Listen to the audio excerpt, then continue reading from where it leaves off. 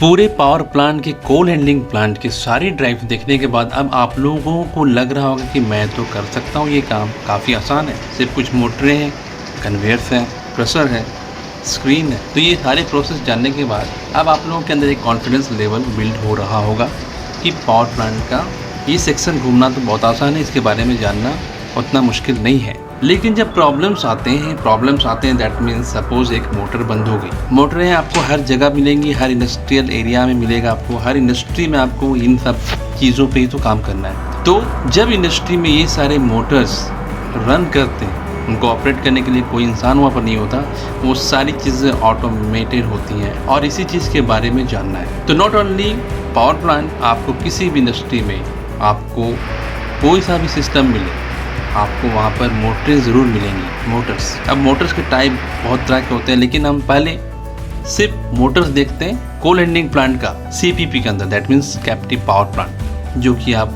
Visit कर रहे हैं। अब यहाँ से आपका एक नया लेसन शुरू हो रहा है स्विच गियर का, और स्विच गियर हर प्लांट में बहुत ही ज़रूरी है किसी भी इलेक्ट्रिकल इंजीनियरिंग के स्टूडेंट के लिए। इसके बगैर आप काम नहीं कर सकते। तो इंडस्ट्रियल एक्सपीरियंस होता क्या है, यही होता है कि आप कितनी जल्दी किसी भी प्रॉब्लम को समझ लेते हो इंडस्ट्रीज़ में, क्योंकि इंडस्ट्रीज़ में किसी भी चीज़ के लिए डिले नहीं कर सकती।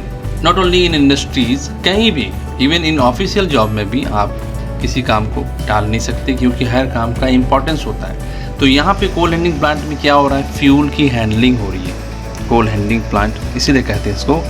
कोल क्या एक फ्यूल है, तो यही फ्यूल पावर प्लांट में बॉयलर में जाएगा और वहाँ पे इसका काम है जलना, और जलने के बाद आगे क्या होगा ये तो हम देखेंगे नेक्स्ट। लेकिन फ़िलहाल हम यहाँ पे ये देख रहे हैं कि कोल हैंडलिंग प्लांट के जितने भी ड्राइव्स हैं उनके लिए एक सेपरेट MCC पैनल है। There are numbers of panel in captive power plant, उनमें से एक कोल हैंडलिंग प्लांट का भी MCC है। तो ये जो आप देख रहे हैं यही है CHP MCC, coal handling plant, और यहीं पे आपको लर्न करना है स्विच गियर सिस्टम।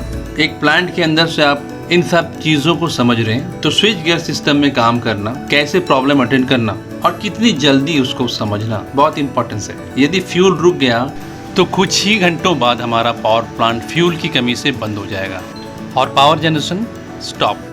तो हम स्विच गियर सिस्टम में यही समझेंगे कि इन मोटर्स को कंट्रोल कैसे किया जाता है।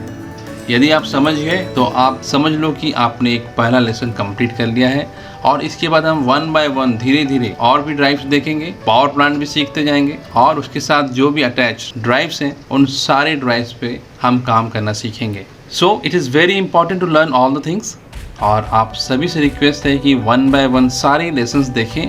अगर किसी लेसन्स में आपको ज्वाइन बटन लेना पड़े तो भी आप ज़रूर लें। आपको ये सारी चीज़ें आपके इंस्टीट्यूट, आपके कॉलेजेस में नहीं मिलेंगी, वो सारी चीज़ें इंडस्ट्री में ही आपको नज़र आएंगी। और इंडस्ट्रियल एक्सपीरियंस एक बहुत ही इंपॉर्टेंट एक्सपीरियंस होता है किसी भी इंजीनियर के लिए, किसी भी टेक्नीशियन के लिए। आपने कोई सा भी टेक्निकल कोर्स किया है, डिप्लोमा, डिग्री, ITI, लेकिन इंडस्ट्रियल एक्सपीरियंस आपको बहुत ही ज़्यादा ज़रूरी है, और इस चैनल में आपको वही सारी चीज़ें देखने को मिल रही हैं। तो इस चैनल को आप सब्सक्राइब कीजिए, जो भी नए हैं, जो भी इस वीडियो को देख रहे हैं और जो ऑलरेडी लर्न कर रहे हैं। इस लेसन के बाद आप नेक्स्ट लेसन में जाओगे, 1 बाय 1 सारे नंबर वाइज मैं इनको अपलोड कर रहा हूँ। यदि कोई सा भी नंबर मिस होता है तो समझिए कि उससे आगे का जो भी सिस्टम है उसको समझने में थोड़ी प्रॉब्लम हो सकती है, इसलिए 1 बाय 1 आप इसको देखते चलें। और ज्वाइन बटन को एक्टिवेट करें यदि आप चाहते हैं कि मैं अपने आप को प्रिपेयर कर सकूं इंडस्ट्रियल जॉब्स के लिए। तो वहाँ पे आपको ये 100, 50, 150 नहीं देखना चाहिए। आपकी सैलरी लाखों में होने वाली,